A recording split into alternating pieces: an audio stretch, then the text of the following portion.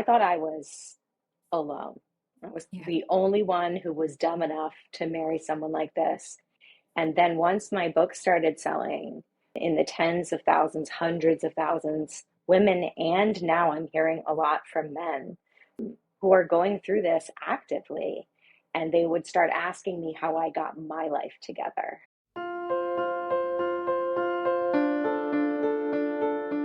Welcome, everyone, to another episode of Pulling Threads. Today, we have a very special guest, Trish Michael. She's an author, publisher, and creator of trauma-informed books, courses, and resources designed to help families heal from narcissistic abuse and high conflict divorce. Trish's support goes through children, teens, and adults, all navigating, would you say, the aftermath of toxic relationships, Trish?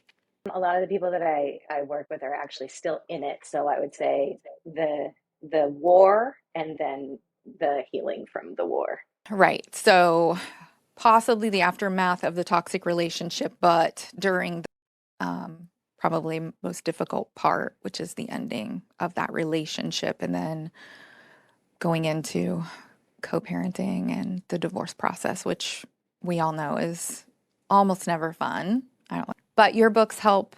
Well, I'm going to let you talk about. Let's just talk about, if you don't mind, can we start how you were inspired to do what you do?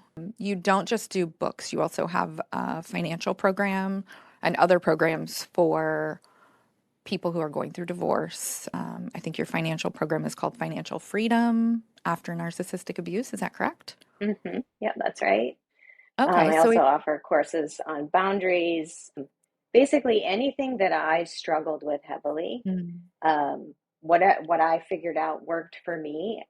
I would take in anything and everything from everyone and try it. And if it worked, I kept it. If it was BS, I left it. So um, I'm basically sharing what worked for me and the resources that I've gathered over 8+ years post abusive relationship, and share that with kids and teens and adults. wonderful. Do you mind if we back up just a little bit to your Mm-hmm. story so you can kind of tell the audience where you came from and what led you to this work? If there's specifics that you want to share, great. If not, what brought you here? So I was in a very abusive relationship with a covert narcissist for 20, I think I was with him for 20 years. I'm now 8 years out from that divorce. He did actually end up sexually abusing my oldest daughter and has had access to my other kids. I was forced to co-parent for the past 8 years. So it's been like different levels of struggle. The relationship itself was crushing to me as a human being. So once I left, it was rebuilding myself as a human, redefining myself as a mother, and learning how to not be a doormat so that I could model different behavior to my kids. And then there was the struggle of having to continue to give access of my Mm, kids to this man who was harming them. right. And that was like a very 6 years of just brutality of managing very depressed, very traumatized kids who were getting re-traumatized every week. And that's where my children's books came from, actually. They are literally writings to my own kids to try and help them with what they were struggling with. And I have 3 kids, and they all struggled in slightly different ways, which I think as a result ended up with books that kind of cover the gamut of ways that you respond, different ways you can respond and react to abuse. So that was where the inspiration started. I did not realize that this was an epidemic. I thought I was alone. I was Yeah. the only one who was dumb enough to marry someone like this. And then once my book started selling in the tens of thousands, hundreds of thousands, women, and now I'm hearing a lot from men who are going through this actively. And they would start asking me how I got my life together. So once they had the books, they're like, well, what did you do to help you? So everything that I've done has sort of just grown from what people are asking for, because it's like that's what the need is. And the biggest needs are like, how do I rebuild myself as a human? And then how do I get back on track financially? Because that's such a huge part of, at least it was for me, and it seems to be for a lot of people dealing with a covert narcissist or just a narcissist or just a bad person. Right. The financial side is devastating usually. So, Mhm. um, yeah, it's It's kind of how devastating I, and it's often used against people as an intimidation or a way to keep people in the relationship, I find yeah, so often. Um, I want to talk, if you don't mind, about the dynamics for your kids since there are three, you have three. And as you said, the dynamics and I guess impact and maybe even how they were treated has probably been different for each one. I know that's something that my children work with, and we have to work, and they work on in therapy because they are treated very differently, and the responses and reactions to contact are very different. So I know we sometimes have the golden child and the scapegoat child, and then maybe something else. Because there was so much abuse in your situation, you share what you can and what you want to. But do you mind talking more specifically? Because I don't think people always understand how the narcissistic abuse gets put on the children and the impact of even on the golden child. There is an impact on each and every one of them, and it can be different. it is actually, that's one of the, I think the biggest struggles when you're dealing with a narcissist or a covert narcissist. They're so good at almost making you look like you're the problem. So not only are you managing this insane situation, but nobody really, often people would say to me, you really need to get along with him for the sake of the kids. And I was always like, well, in my humble opinion, being in this situation, my job is to show my kids how to hold boundaries with an abuser. That's what my job is. They need to see me do that now, because for so long they saw me not do that and enable. So it can be that whole side of emotional abuse when you're not being punched and there's no physical scars. People don't Yeah, really get it. The system doesn't get it. People misunderstand how you should behave. So I do think that's like an important thing to touch on, because people going through it are feel so isolated as a result of right. that. So knowing that they can feel validated in how broken down they feel, because it's a genuine nightmare to deal with someone Yeah. like that. And that nightmare then carries on to the kids, because it's that same thing where no one knows what's happening behind closed doors. The Mhm. narcissist will act like a great person, a normal human being. Um, so an example is just one of the biggest triggers for my kids was when he would show up. We ended up being able to move. So I had to co-parent and share custody for, I think, 6 years. And then I was able to petition the court to move. And I moved to New York from Hawaii in the middle of winter. Wow.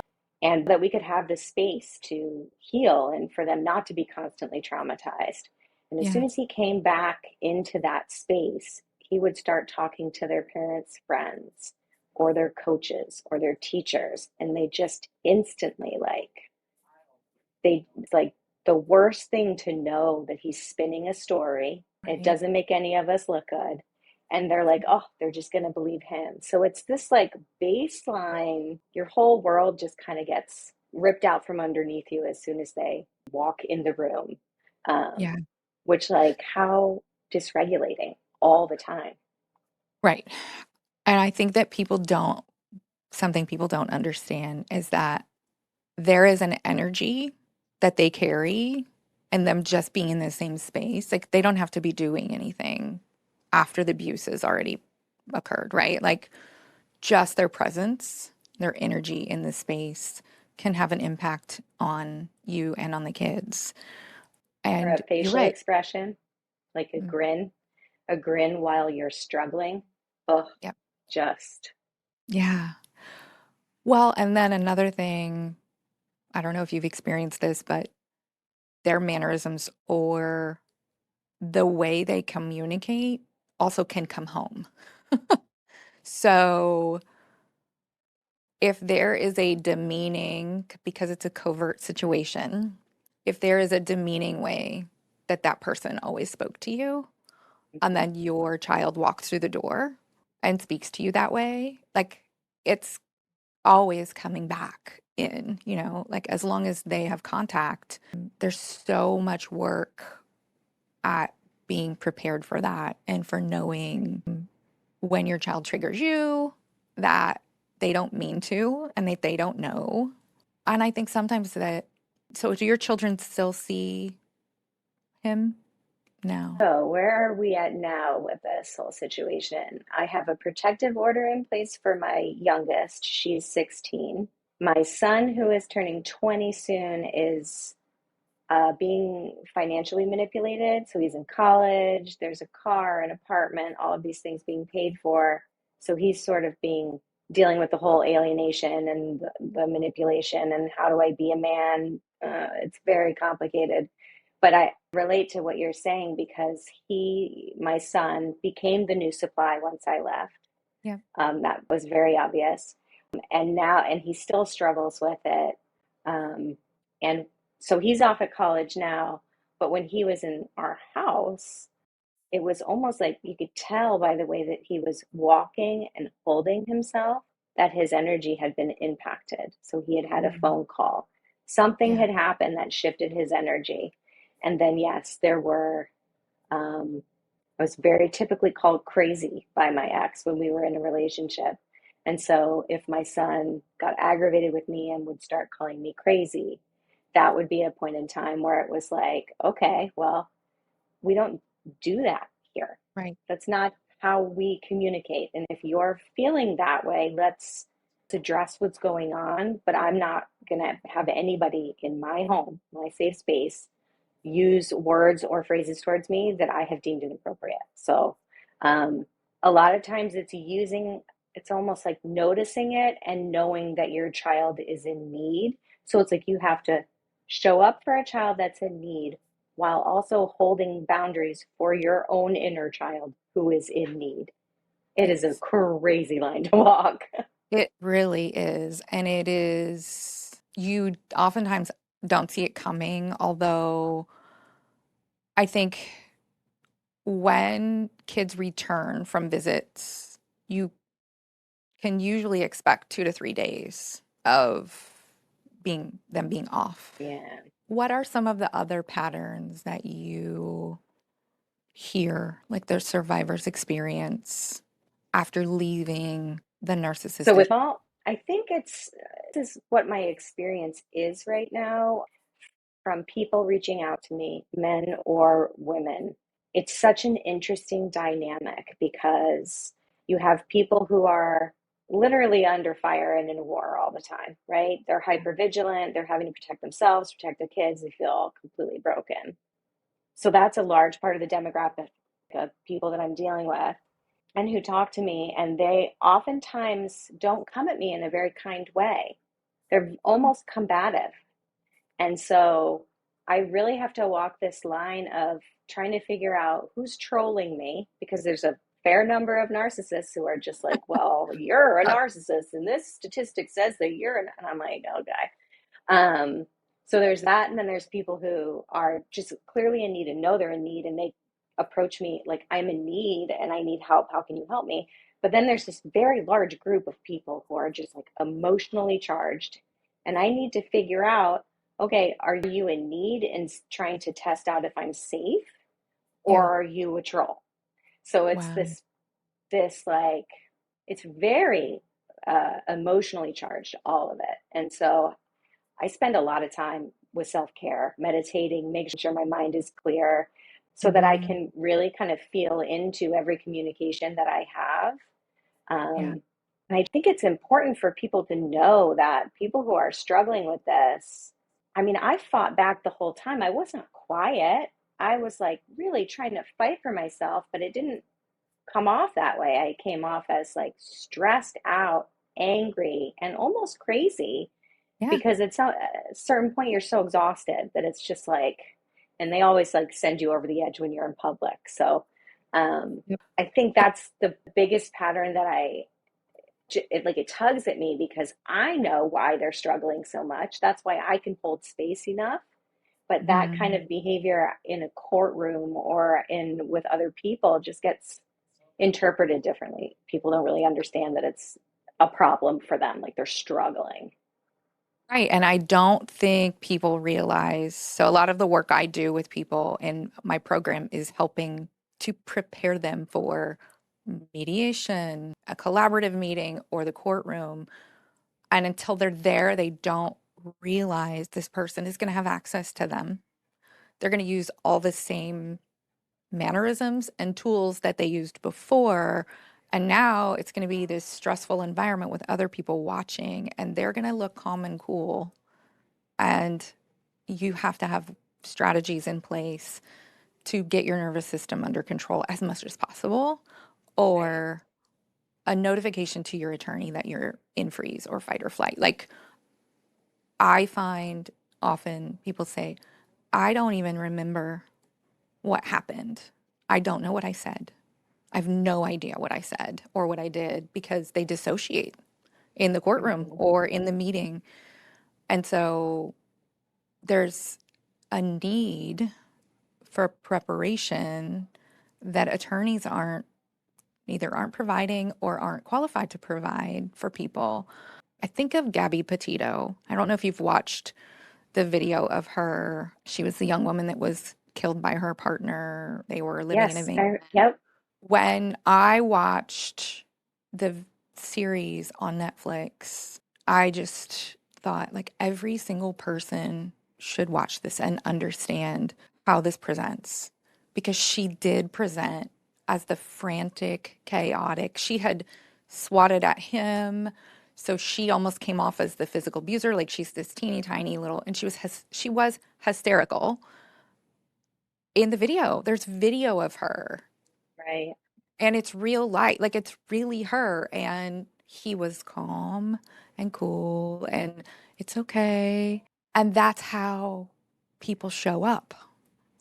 But not everyone realizes that. So if you're in a courtroom or you're even a friend or an acquaintance, like you were Right. saying, your children's friends, parents, you're going to see one thing, but something else so different is happening behind closed doors. And it's happening sometimes right in front of you, but it's so subtle that no one knows. Right. And so I'm glad that you brought that up because I think sometimes the clients I work with do come at me. I guess they don't always follow the boundaries that a regular, like therapy client would follow.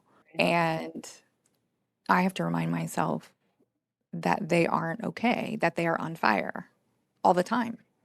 Yeah. I wanted to get your take. I know what this process is like for people going through the divorce process with someone like this, but I wondered if you wanted to share a little bit about that experience because and it does feel like war. Oh, yeah. I mean, I kept telling everyone I have serious PTSD, but I can't treat it because you can't treat your PTSD when you're on the battlefield. You have to be protected. You have to be hyper vigilant for yourself, for your kids. And then there's this whole level of people are not seeing what's really going on. So then you have to modify your whole.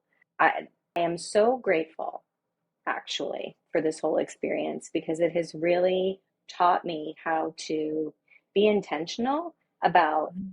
everything, my thoughts, my words, I really try not to react. And if I do react, I know I'm triggered. It's like immediate, like, oh, something triggered you because normally you sit and then respond. Right. It's so multi layered and so difficult. And it's taken 8 years to be, and I was just at the courthouse yesterday. So it doesn't Wow. stop. Right. And that's really what, like, my books, my courses, meditations, everything. It's about regulating yourself, learning how to Mhm. deal with yourself so that when all of these things come at you, because they usually come at you all at once, Yeah. you can maintain as best as possible because divorce process involved a lot at the beginning, a lot of upset and anger from me because my oldest, I had just found out about sexual abuse that had been going on for years. So, Wow. but if you, even presenting as a protective mom can appear aggressive in a Yeah. courtroom. Yep. So, learning how to really have the feelings and channel that passion and that love for your kids in a way that is, I almost feel like it's censored, and I don't want anyone to feel censored, but just channeling it carefully so that you're presenting well. Mhm. It's kind of like a fire break. I don't know if you know what a fire break is, Yeah. where Yeah. you actually burn land in order to create a safe Yep. place for you to be. Like that's kind of how I have to deal with my life, and anyone with a covert narcissist or a narcissist has to do. Sometimes you have to create some damage in order to create a safe place for yourself and your kids. It's very difficult because you have to validate your children's feelings. So if they are on the receiving end now, they're the supply, or they're the one getting all the mean and the other kid is getting all the nice. Like you have to walk this fine line of not saying the wrong thing. Right? You don't want to throw the person under the bus, but you also don't want your child to feel unseen. They have to keep going back into a situation you left. And no one talks about that. No one talks about how it feels to send your kid into a situation you couldn't live with anymore because it sucked the life out of you. And then having to receive them back at home, make them feel safe, like you're the landing pad. So you're going to probably be on the receiving end of whatever they need to let out.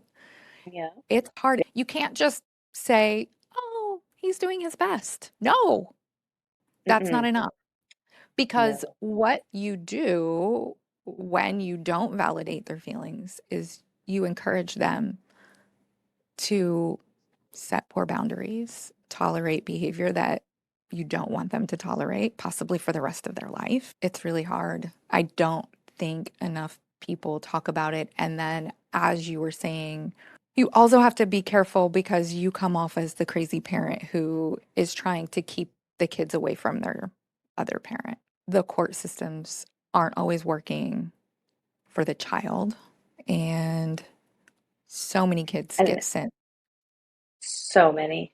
It is mind blowing to me. Like, I didn't write my books to sell them. I wrote them to help my kids. And then people were like, I want them. So I was like, okay. Yeah. Tens of thousands in such a short period of time. And it's like the weirdest feeling because I'm like, oh my God, I'm not alone. But I'm also like, oh my God, I'm not alone. Like, Yeah. it's crazy. And yeah, I don't badmouth anyone. I don't I don't think that it's a productive thing to do. In Yeah. general, like if you don't like a thing about someone, it's really something that you have to work on inside of you. So that's kind of how we approach their dad. If he did something that made you feel uncomfortable, your feelings are valid. What about it made you uncomfortable? What can you say the next time that happens? And I think that's been the biggest challenge. But they stop sticking up for themselves.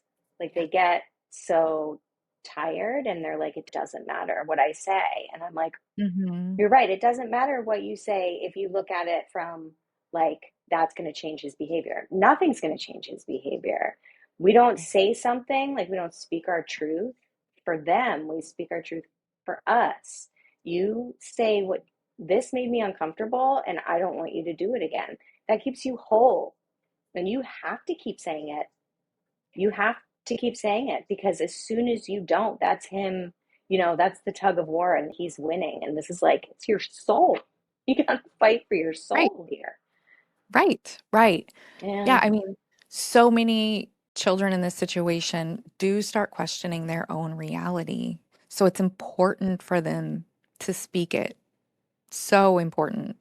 And I think that because oftentimes the narcissistic parent presents themselves as a victim, it's really important for children in the family to talk with a neutral person or someone together. I can sound like I'm a complete psychopath when I say this, but I have a lot of gratitude actually for my ex and what he put me through. Mm. Um, I feel like I would not have realized what a badass I am without all of his like torturing it out of me. I really like where I am in my life. I love my relationship now. Kids are amazing, and as much as it's been really brutal to watch them be crushed, um, because that's really what happens is who they are, their sense of who they are, their sense of reality, their sense of self-confidence, like everything is stripped from them. So to watch your wonderful kids just be like literally crushed, now watching them come out of it the other side and seeing like how resilient they are, how like strong, and like they don't give up on things, and um, each of them has their own like still battles because of Yeah, the complications that this individual's brought into their lives. But like I can see it now, and it's very different for me because we are in a safe environment now. There are right, protective orders in place. Like, talk to me 2 years ago, and I would not be saying the same thing. right, But like, number one, don't give up because it's a long mhm, game. So if right. you're in this, You got to keep I fighting. know it's hard. You have to keep fighting. Like, stay whole. That's why the financial piece is so huge because they take you to court to keep you broke. Yeah, And I was able to break that cycle. So I really quite enjoy helping others break that cycle because it's a big one. It's a big part of your life. yeah, Yeah, I don't love give that. up. And I felt like there was something else good I was going to say, but I lost it. It'll come back to you. What do you think? So your kids are almost out of your teens. You've got one still in the teens, but do you think that there are unique challenges for teenagers going through this? Because yours were teenagers through the worst years, it sounds like. Yeah. So I had a Um, big stretch. My oldest is now 30, and then I've got a almost 20-year-old and then almost 16-year-old. okay. And I do think that there are very unique things when you're a teenager because it isn't really unique because it's just weaponizing, which is what narcs do. So Yeah. they weaponize differentiation. Like that's what happened with my son. He was like 18 and trying to be an independent kid, and then my ex kind of scooted in like, here's this apartment. Don't live with your mom. He was still in high Mm, school. It was his senior year. So like his whole senior year I basically missed. Um, he got him a car, an apartment, and I don't want to put this kid in a tug of war. Like I'm got so much internal conflict from his relationship with him that anything that I come at is just more conflict. It isn't. Yeah, weaponizing differentiation in teens. yeah. You can have a super solid relationship with your kids, which I do with each one of them. They Yeah. still are running through major conflict with this individual because it's what it's intended to do. It's just Right. conflict. Right. I do. Last year was pretty brutal. I like. I always imagined my son's high school graduation, um, and I never imagined that I would be the one that would sneak in and sneak out. But that's what it ended up being, and it was really sad for me and um, my wife, her family, everyone. It was just a very sad situation. The whole challenge with him, like light. One of my children's books was written when he first was alienated from me by his dad. Yeah. That happened when he was about 15.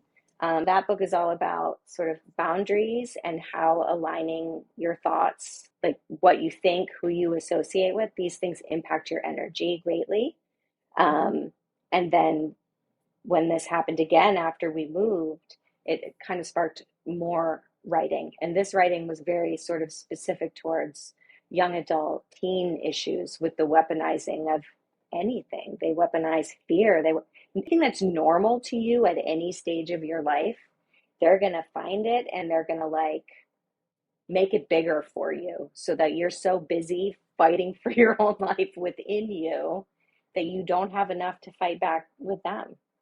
So I do Right. have a line of books coming out for teens and young adults later this year that, again, is just very much me writing to my own kids with this desire for them to just have a healthy soul. So, Yeah. uh, Yeah, because when you think about the things kids are going through in those years, first of all, identity formation is huge.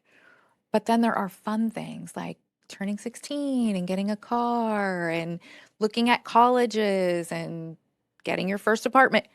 But when all of that is used against you and fear is built into it, oh, you want a car? You're about to turn 16? Oh, okay. I'm the one who's going to buy you the car. So you need to right, do X, Y, and Z. right. It can turn these really incredible times in their life into chaos and fear and anger. And it's really sad. And I think this is another area where people don't see it coming until it happens. It happens even when you have a good relationship. I was married to that guy for 20 years. I was manipulated by him for 20 years. I bought it for 20 years. So I cannot in any way judge anyone who falls for his line. I did.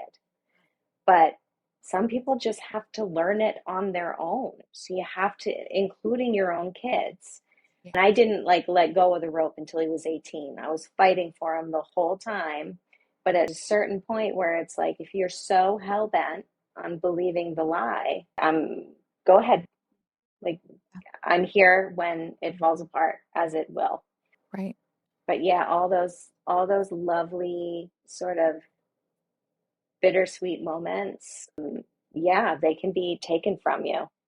Yeah. It's a shame, but it doesn't mean that the relationship is you don't have a solid relationship with your kid. It just means your kid still has a susceptibility that needs to be sorted. So let Right. them sort that out.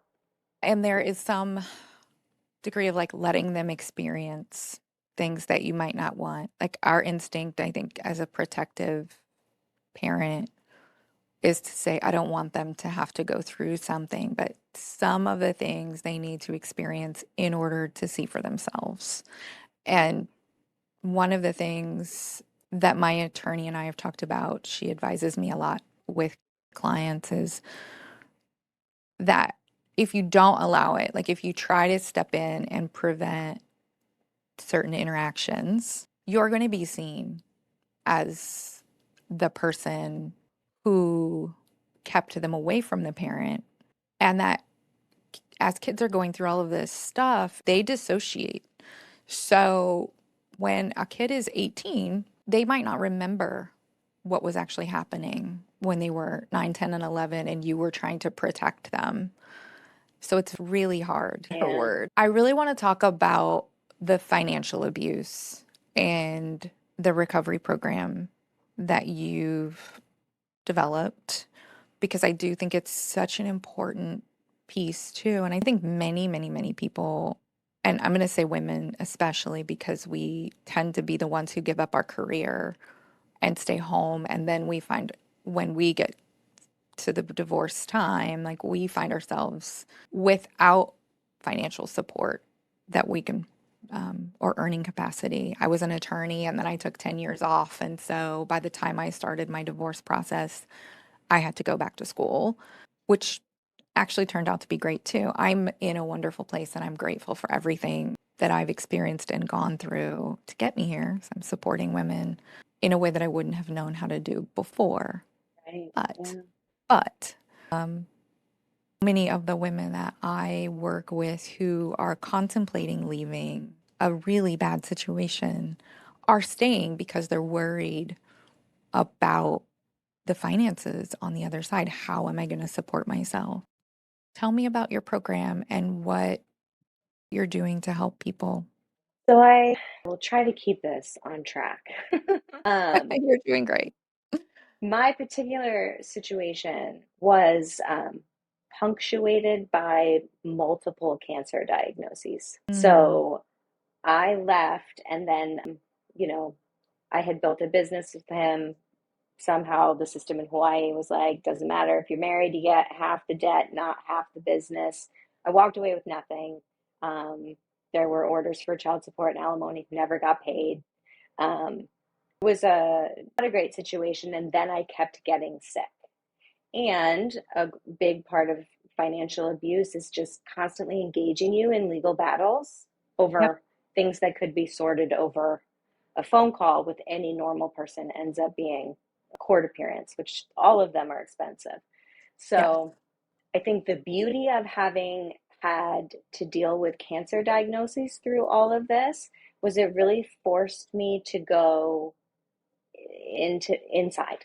Like, this is not a battle with my ex. This is not a battle with the system. This is a Trish, this is you. You need to sort this out. You need to take care of yourself. You need to get better. You need to figure out what you're thinking, what stories you're telling inside your head to the world. You need to figure out why this is your experience. And it kind that realization, although difficult, because then you have to accept, oh my God, my whole life, I actually did have power through this whole thing Yeah. and I Yeah. just kind of didn't use it. So it really put me in a position of realizing that the only power that I had was like this right here. But when those were combined, everything else sort of started to work out magically. Mhm. So my courses are unique in that I have a background in finance. So it's very practical things that maybe people were never taught because a lot of people were not taught financial literacy. So it Yeah. goes over the basics.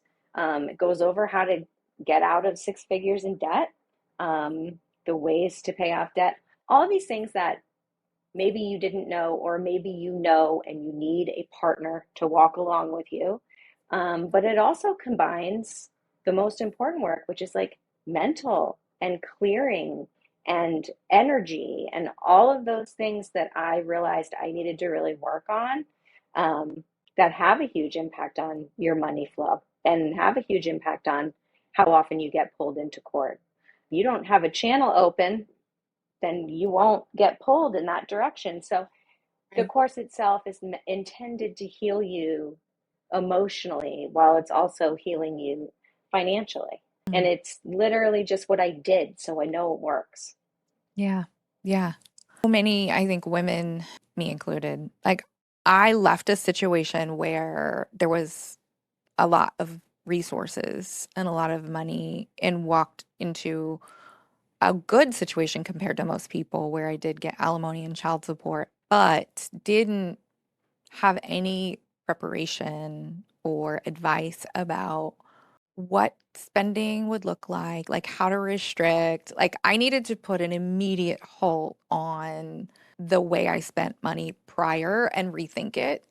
And I didn't start doing that until a year in, which meant like a tremendous amount of credit card debt out of the gate, which was frustrating. So, yeah, there should be a class. Like, oh, your divorce is over There and you is. have everyone needs to take the class.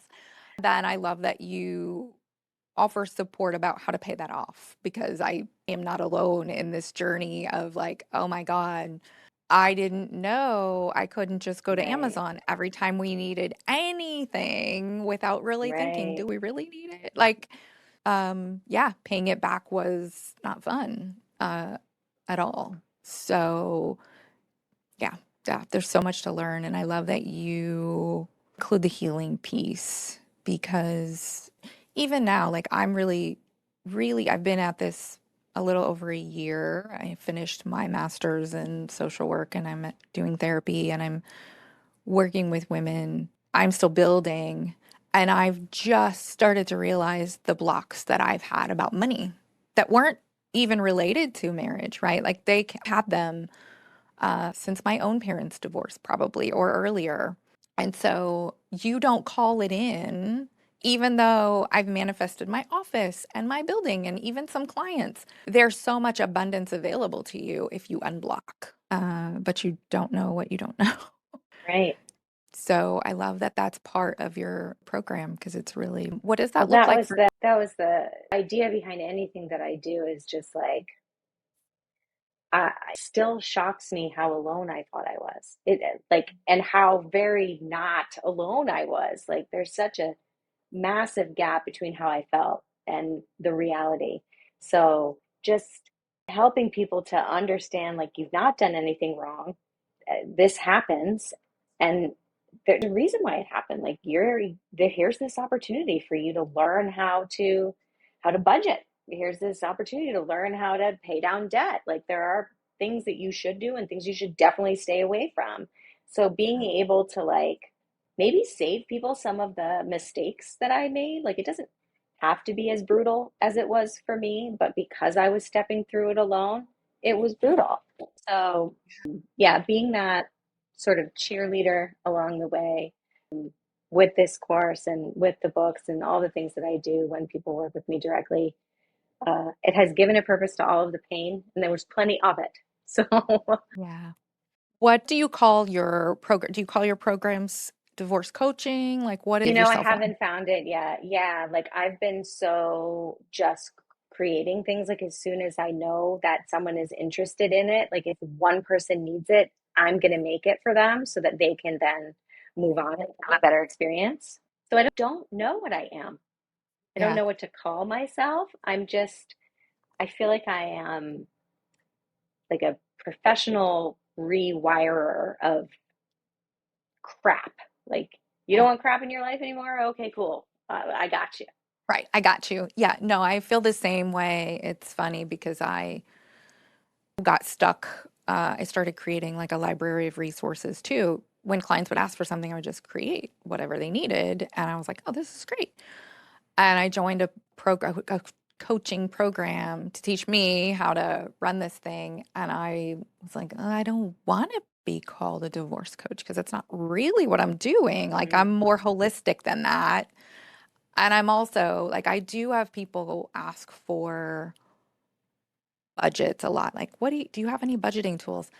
I will say on the financial side, that is something that I'm not an expert on. So I may reach out to you and see if you want to talk to my school community sometime because I think I know my limits, right? And finances is not an area where I feel strong enough yet to say I'm an expert enough in this that I can create something for you. I mean, I could ask Claude to do that, but it wouldn't be based on my own personal experience because that is an area that I'm still growing in myself. But I can relate to this idea that like I don't want a label, I want all the labels, one or the other, right? right. Yeah. Just a Yeah. helper. Yeah. I love that. I love that. Well, tell me about, I love talking about what life looks like on the other side, even though you said you were just in court. And so but you have found love. Your children are safe. What has that felt like getting to that place after everything you've been through? I feel gratitude every day for things that most people may not. I Mhm. have a lot of gratitude for being alive. I had my fourth bout with cancer last year. So just getting up in the morning and being able to walk, which I was unable to walk for months, is like major. So great. Yeah. And I do think that that's something that it's like almost like a rescue dog. Like they're just more grateful. I think you just Yeah. end up being a more grateful person in general, Yeah. which when you are, invite more good in. So this Mm. really is a recipe for an awesome life once you like own that. Like, okay, yes, this sucks for me and it sucks for my kids, but this could turn into something really amazing for me, which I think about saying that to the Trish of 10 years ago, and Yeah. I don't know that she would have been able to relate to that statement at all. But yeah, I have a very easy, lovely relationship. Like, Mm. it is so lovely. There's no arguing. There's Yeah. no arguing. Like, there's no need for it. You can have a conversation and disagree. It's just been amazing. And I do think that watching my kids come back is the great joy of my life right now. Come back from every little, like the posture's better. Her posture's better now. Like, Yeah. just so grateful for every little thing. And these books are best selling. Like, I'm doing exceptionally well with pretty much everything and just looking for more. I just want to do more Yeah. with a baseline of ease. I love that. It's What's your so, astrological sign? I'm a Leo, but I feel like a Virgo. What do you know what your moon is? I can see the Leo. No. Okay, my daughter is a Leo, and you have a performing kind of air about you. So I feel like that Uh, comes at me. That's your Leo.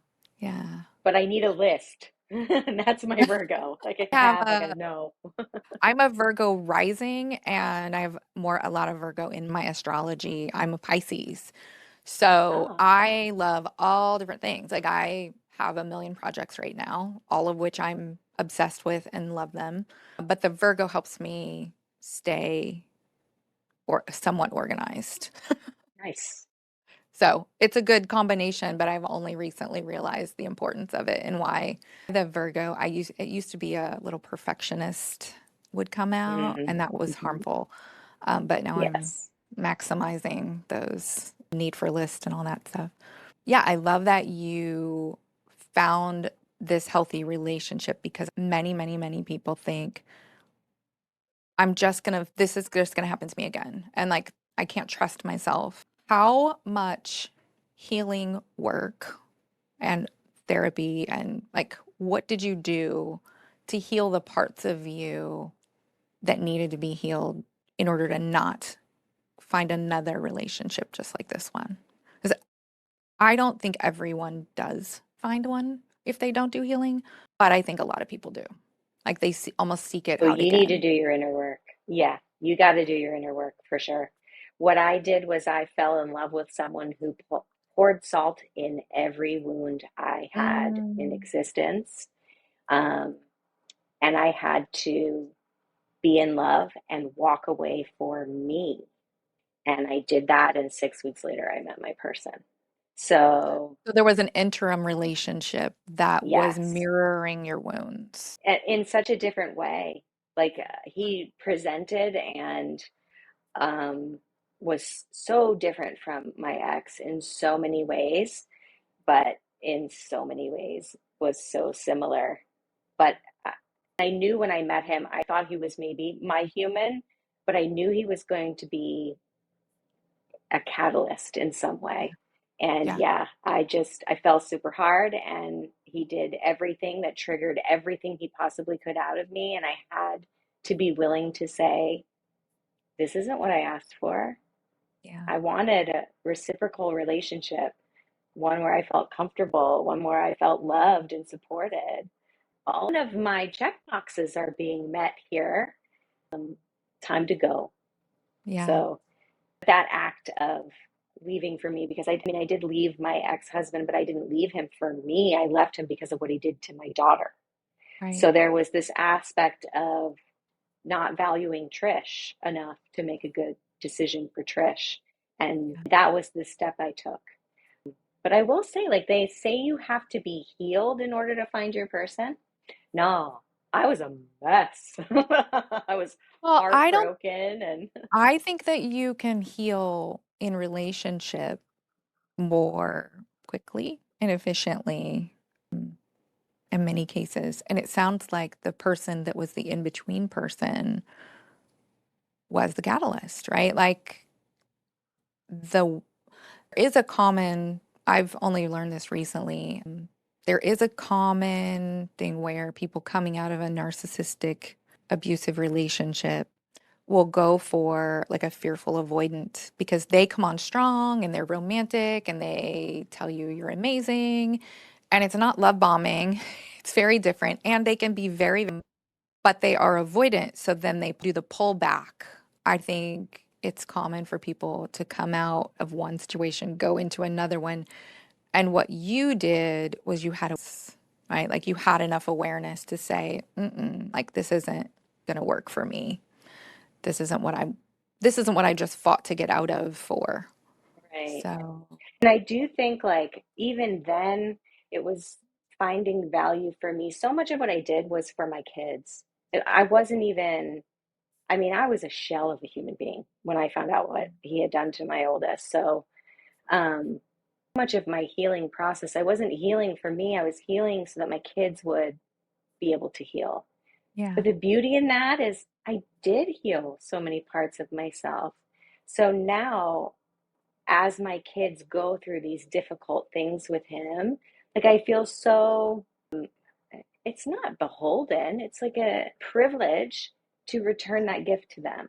Like I Yeah. healed because of you, and I will remain whatever it is that you need me to be so that you can do the same.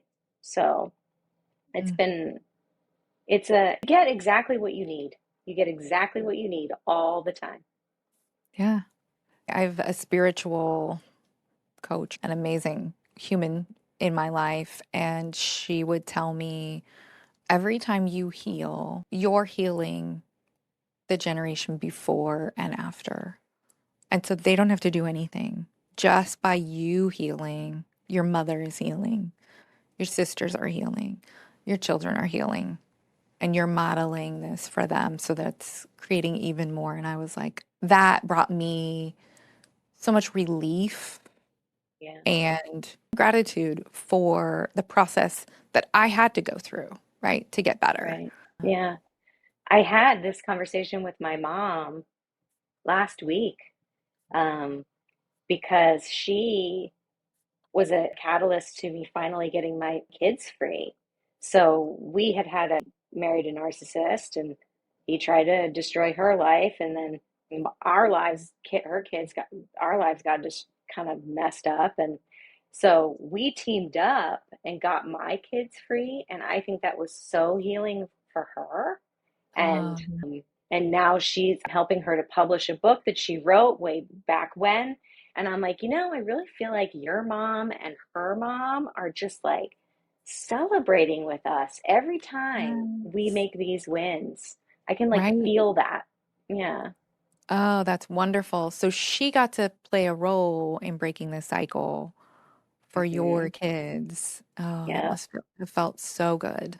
Incredible. And it really alignment. Like wife and my youngest is a powerhouse, and she's fully coming back into herself, and I'm loving it. But like when the three of us align, like without a doubt it happens. So making sure that we are really clear with what we want, and then Hmm. aligning with other people, like in our little core group and other people, there's real Yeah, power in that. I love that. Well, if someone is listening right now and they feel like maybe they're trapped in a toxic relationship, or maybe they're just feeling overwhelmed by divorce, what would be the first step that you would want them to take? Take care of yourself. Figure out what that means for you. And if you don't know what that means for you, I cover it in my financial course. Take care of yourself. As long as you're taking care of yourself, everything else starts to fall into place. It's so true.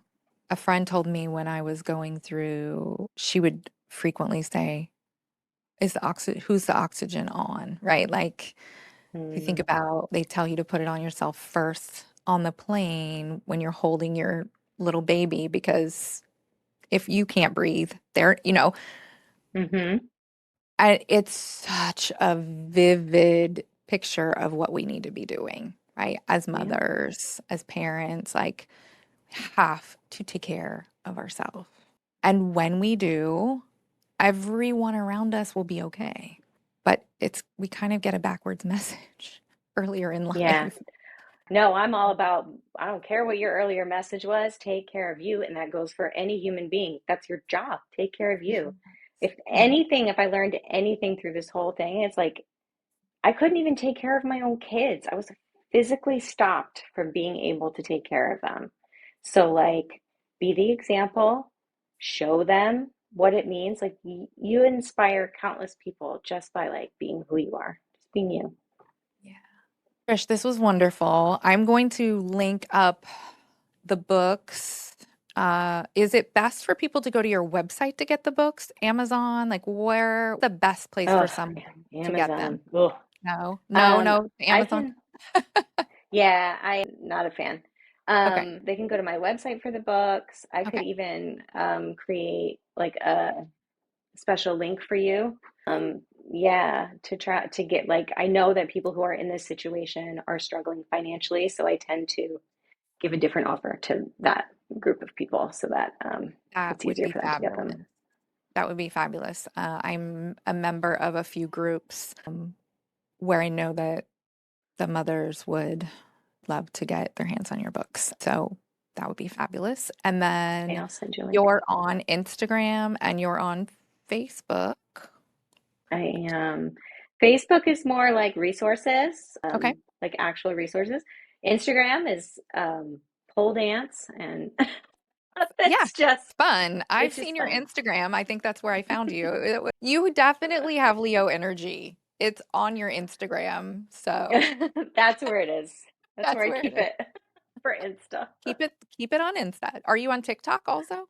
I think I am, but like I don't You're know. not posting there. There's too I I just know. can't. It's so much. It's so much. It is so much. Well, thank you. I'm going to have all of your places linked in the show notes on YouTube, Apple Podcasts, and Spotify. And Awesome. thank you, thank you, thank you. This was absolutely wonderful. If anybody wants to find Trish, you can look in the show notes or reach out to me. I'm happy to share her information, and her resources are incredible. So check it out. All right, till next time.